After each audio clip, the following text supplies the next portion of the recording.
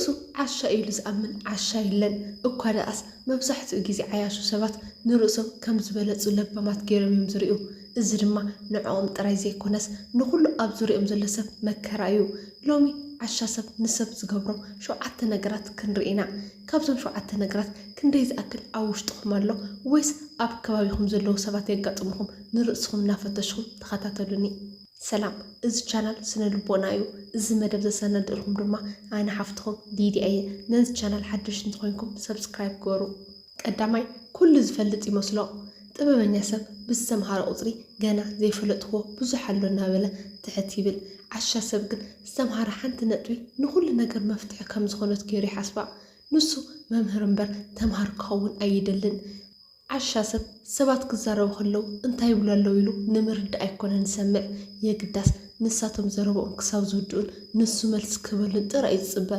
زخونا سب حساب كب خلو أفرق زربا بمئتاو ازكو زفلتيو وي أنا زفوطو كالا ألو بمبال يقارصو نسو ملحسو قدمي أموريات سرح نحاد عشا سب تقاقي خلخا مبال كم عبي تصرف إزريو جيجو بمرتعنا تنقره خلو نبعلون نسبات المؤمن قبل حاسوتي وسخ ويدما دمصو عوابيلو بمجرح كعواتي فتن طبابنيا كاب جيجو يمهر عشاقن جيجو نمكل خليق قالس هيوت ناي قصاله تمرت مدرخيا حدا سب كل يفلط ايلو مس حسبه ممهر يقارص ممهر مس قارص دما ابيتي ودا عشا سب ابت زلو ناي قدم فلطتن ارغيت اتحساسبان تحصير يترف عالم كتقاير خلا نسجن أبتا زحلفت عمت فلتا نقشت حساب أسير ينبر ما نمسب مست كل أنا فلت زبل سب كمايات أيد اللينيو سبات مسوك الزرار بخلو كنت دخاميلهم سلز حسبو حق أني مخري وي حساب أيهوون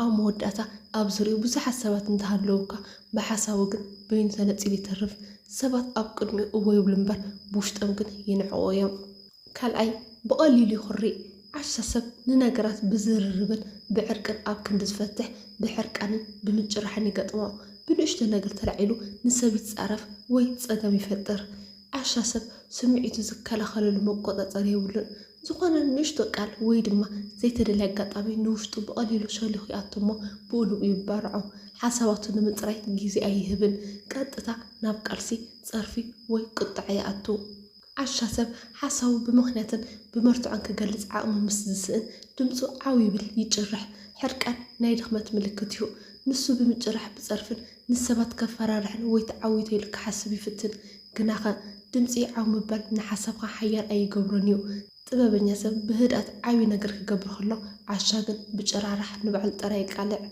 حرقان عشا سب نحصير غيزي طراي كونن ات حرقان قلطي في العال كناخا نابقي مغير عشا سب يقرب مبال كم دخمت يريو نتزخونا نقرنا العلا نرؤسي الساقع نسابات دما بحنا مفري يطبيو طبابنيا سب حرقانو مستصاحي عربتي يطفو عشاقن حرقانو أبلو بعاقيرو تسألي منفس حيزي نبر طباب أب هدات يازلع حدا سب كسع كندي طبابنيا مخانو زفلت أب تزحرق كنتات مزخونيو حرقان أب مستعشا سب يتعرف يبلت انتاو مسلع سلازي حيال سمالت نسب بحرقان سعر زي كونس نجز أرؤس السعرن حرقان زقولا تزرنيو سالساي كي حسوي زارب عشا سب قالاتو نسب كساب كندي كم زهاسي أي حسبولون أو زي بوتون زي جيزون بمزراب نسبات يحفر ويقيم لسان هيوت كتحنز وي كتعنو تخل نشتو قد دما حدقين يجواد آيا طبابن ياسب قالاتو قدم موصو إذا قال زيا فايدة اللواديو نسب تهنز ديا ويستفرس إلو نجز أرسو يحتت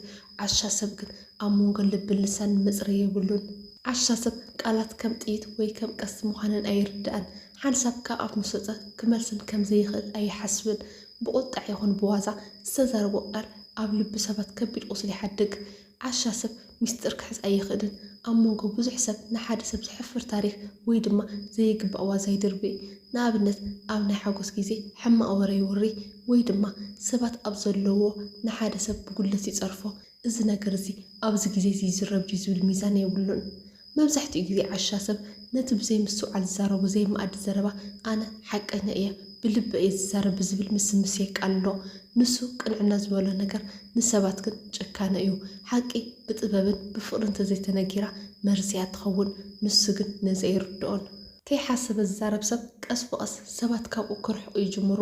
ሰባት ምስኡ ክዕልሉ ኣይደልዩን። ምክንያቱ መዓዝን ብምንታይ ከም ዘሕፍሮም ስለ ዘይፈልጡ እቲ ዝኸፍአ ድማ ቃላቱ ንዕኡ እውን ፀገም የምፅእሉ። ብሰንኪ ሓንቲ ዘይተኣደበት ቃል ዕድላት ይዓፁ፣ ዕሩኽ ይስእን፣ ክብረቱ ድማ ይውርድ። ልሳን ዓሻ ሰብ ቅድሚ ልቡ እያ ትጋልብ። ልሳን ጥበበኛ ግን ኣብ ውሽጡ ልቢ ተሓቢኣ ብምስትውዓል ትወፅእ። ዓሻ ሰብ ክዛረብ ከሎ ጥበበኛ ግን ክሰምዕ ይመርፅ። ምክንያቱ ቃል ህንፀት ወይ ዕንወት ክትኸውን ከም ትኽእል ስለ ዝፈልጥ። ራብዓይ ንጌግኡ ንሰብ የሳብብ። ዓሻ ሰብ ኣብ ሂወቱ ንዘጋጥሞ ውድቀታትን ጌጋታትን ከም መምሃሪ ኣይርኦምን። ኣብ ክንድኡ ኩሉ ግዜ ተሓታቲ ዝኸውን ካልእ ሰብ ይደሊ። ንሱ ኩሉ ግዜ ንጹህ ኮይኑ ክረአ ይቃለስ። እቲ ርስሓት ግን ኣብ ልዕሊ ካልኦት ክለኹ ይፍትን። ዓሻ ሰብ ኣነ ግዳይ ኢሉ እዩ ዝሓስብ። ስራሕ እንትትበላሹ መሳርሒ ስለ ዘይነበረኒ እዩ ወይ ክስቶ ስለዘይሓገዘኒ ይብል። ንሱ ኩሉ ግዜ ቁኑዕ ኮይኑ ዓለም ግን ንዕኡ ክትጎድኦ ዝተስማዕምዐት ይመስሎ። ካብ ጌጋኻ ክትመሃር ትኽእል እቲ ጌጋ ናትኻ ምዃኑ ምስ ትእመን ጥራይ እዩ። እወ ተጋጊእየ ክእረም ድማ እየ ምባል ናይ ጥበበኛታት መንገዲ እዩ።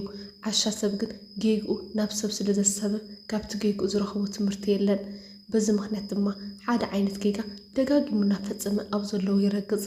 ጌጋኻ ንሰብ ምስባብ ማለት ነቲ ጌጋኻ ንክትደግም ፍቓድ ንርእስኻ መሃብ ማለት እዩ። ፀገም ምስ ዘጋጥም ጥበበኛ ሰብ ከመይ ገና ንፈትሑ ኢሉ ይሓስብ። ዓሻ ሰብ ግን መን ተሓታት ኢሉ ነቲ ፀገም ንምፍታሕ ዘድሊ ግዜ ሓይልን ኣብ ወቐሳ ይጥፍኦ። እቲ ባርዕ እናነደደ ከሎ ንሱ ግን መን ይባርዓል ኢሉ እናበለ ይጭርሕ። ጥበበኛ ሰብ ንጌግኡ ከም ዋልታ ተጠቒሙ ክመሃረሉ ከሎ ዓሻ ሰብ ግን ንጌግኡ ከም መሳርሒ ተጠቒሙ ንሰባት ይዋጋዕ።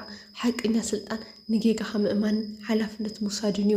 ፃዕዳ ክትኸውን ኢልካ ንሰብ ፀሊም ኣይትልኸዮ፣ ምክንያቱ እቲ ፀሊም ቀለም ኣብ እዳውኻ እዩ ዘሎ።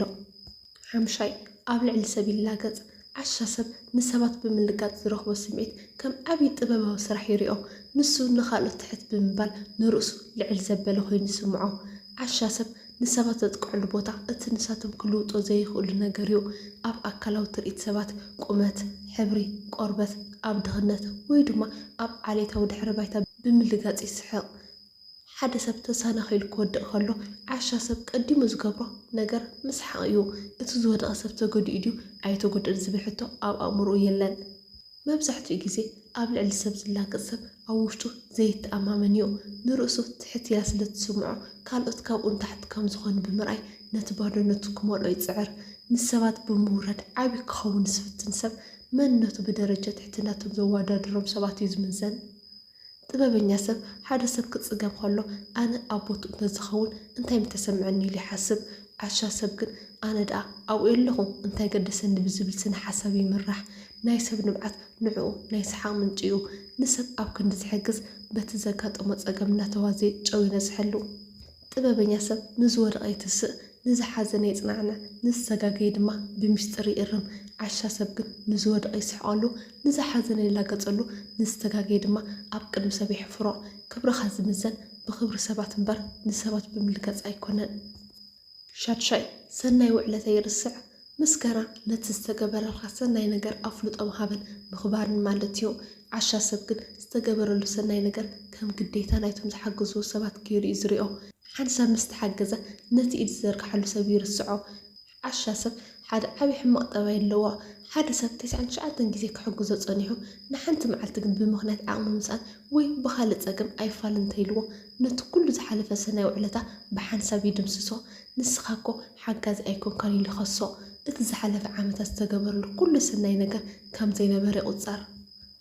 ዓሻ ሰብ ሓገዝ ክወሃቦ ከሎ የመስግን ኣብ ክንዲ ምባል ንምንታይ እዚ ጥራይ ኮይኑ ኢሉ ይሓስብ። ንሰብ ከም ሓጋዚ ዘይኮነስ ከም ባንኪ ወይ ሰራሕተኛኡ ገይሩ እዩ ዝሪኦ። ሕያዋይ ሰብ ኢዱ ክበ ከሎ ንሱ መላእ ቅርፁም ክሕዝ ይደሊ። ዝያዳ ብዝተገበረሉ መጠን ምስጋንኡ ኣብ ክንዲ ዝውስኽ ትፅቢት እዩ ዝውስኽ። እዚ እኮ ካብኡ ዝውሕድ እናበለ ነቲ ተዋሃቦ ይንዖ። ካብ ምርሳዕ ሓሊፉ ዓሻ ሰብ ነቶም ዝሓግዙ ሰባት ይፀርፎም ወይ ይፃረሮም። ብሓገዝካ እዩ ከም ዝበፂሑ ከይበሃል ስለ ዝፈርሕ ነቶም ዝሓግዞም ሰባት ከም ፀላእቲ ክሪኦም ይጅምር። ንዕኡ ንምሕጋዝ ዝደኸሙ ሰባት ኣብ መወዳእታ ካብኡ ዝረኽቦ ዓስቢ ክርዓት ይኸውን። ሰናይ ውዕለታት ዝርስዕ ሰብ ንመጻኢኡ ዝኸውን ድልድል ዘፍርስ ሰባት ንሱ ውዕለታት ከንቱ ኢሎም ምስ ፈለጥዎ ካልኣይ ግዜ ኢዶም ይዝርግሑሉን ኣብ መወዳእታ ብሓቂ ሓገዝ ኣብ ዘልይሉ ግዜ ኩሉ ሰብ ገጹ ይጠውይሉ ምስጋና ዘይብሉ ህይወት በረከት የብሉን። 7 ሚስጥር የውፅእ ሚስጥር ክዕቀብ ዓቕሚ የብሉን። ሓደ ሰብ ኣሚኑ ዝነገሮ ሚስጥር ንኩሉ ሰብ ብምዝራብ ነቲ ዝኣመኖ ሰብ ይሕፍሮን ይኸድዖን። ሚስጥር ማለት ኣብ መንጎ ክልተ ሰባት ዝተገበረ ናይ እምነት ውዕል እዩ። ሓደ ሰብ ሚስጥሩ ክነግረካ ከሎ ልቡ ከፊቱ ክብሩ ሕሊፉ እሚንካ ይህብካ። ዓሻ ሰብ ግን ነዚ ክቡር እምነት እዚ ክሽከም ኣይኽእልን። ዓሻ ሰብ ከምቲ ማይ ክሕዝ ዘይኽእል ቀዳድ ዘለዎ ኩባያ እዩ። ሓደ ሓድሽ ወረ ወይ ሚስጥር ምስ ሰምዐ ውሽጡ ኪድክድ ይብሎ። ነቲ ሚስጥር ሒዝዎ ክጸንሕ ከቢድ ሸኽሚ ይኾኖ። ክስቶ ከምዚ ኢሉኒ ኢሉ ንሰብ ከይነገረ ሰላም ኣይረክብን። እቲ ሚስጥር ኣብ ኣፉ ይቃጸል ክሳዕ ዘውፅኦ ድማ ይሕረሮ። ዓሻ ሰብ ሚስጥር ዘውፅኦላ ሓደ ምክንያት ኣብ ቅድሚ ሰባት ኩሉ ዝፈልጥ ኮይኑ ክርአ ስለ ዝደሊ እዩ። ኣብ ዕላል ማእኸል ሰባት ኮይኑ እዚ ኩሉ ትፈልጥ ዲኻ ክብሎ ይደሊ። ንሓፂር ግዜ ናይ ዕላል መኽፈትን ምዃን ክብል ነቲ ዓብዪ እምነት ዝገበረሉ ዓርኩ ወይ ብፃዩ ኣሕሊፉ ይህቦ። ንሱ ኣቓልቦ ይረክብ፣ እቲ ዝኣመኖ ሰብ ግን ልቡ ይስበር። ዓሻ ሰብ ሚስጥር ምስ ኣውፅአ ንባዕሉ ካልእ ሚስጥር ይፈጥር። ነቲ ሚስጥር ንሳልሳይ ሰብ እናተዛረበ ንዓኻ ጥራይ እየ ዝነግረካ ዘለኹ ንሳልሳይ ሰብ ከይትነግር ይብሎ። ንሱ ክዕቆቦ ዘይከኣለ ሚስጥር ካልእ ሰብ ክዕቅበሉ ይፅበ። እዚ ድማ ናይ ዕሽነት ፀግዒ እዩ። በዚ መንገዲ እዚ እቲ ሚስጥር ከም በረዓዊ ኣብ ምልእቲ ዓዲ ይበፅሕ። ጥበበኛ ሰብ ልቡ ከም መቓብር እዩ። ሚስጥር ምስ ቀበሮ ዳግም ኣይወፅን። ዓሻ ሰብ ግን ልቡ ከም ዕዳጋ እዩ፣ ዝኣተወ ኩሉ ይወፅእ። እምነት ንምህናፅ ዓመታት ይወስድ፣ ንምፍራሱ ግን ሓንቲ ካብ ኣፍ ዝወፀት ቃል እኽልቲ እያ። ካብዞም 7 ነጥብታት ኣብ ከባቢኹም ብበዝሒ ትዕዘቦም ኣይነት እዮም? ኣብ ኮሜንት ጻሓፉለይ። ንሎሚ ዘዳልኩልኩም መደብ እዚ ይመስል። ኣብ ዝቕፅል ቪድዮ ብኻልእ ኣገዳሲ ኣርእስቲ ክሳብ ንራኸብ ሰላም ጽንሑ።